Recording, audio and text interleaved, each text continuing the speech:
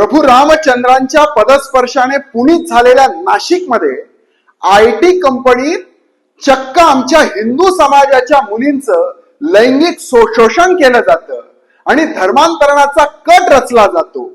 हे ऐकून रक्त सळसळत आहे। अरे IT कंपनी आहे की धर्मांतरणाचा अड्डा आहे?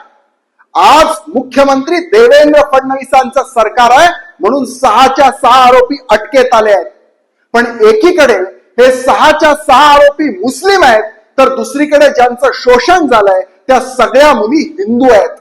आम्ही वारंवार सांगतो की हे जिहादी लोक कितीही मोठ्या पदावर गेले तरी कायम षडयंत्र रचत असतात, हे आज समोर आलंय।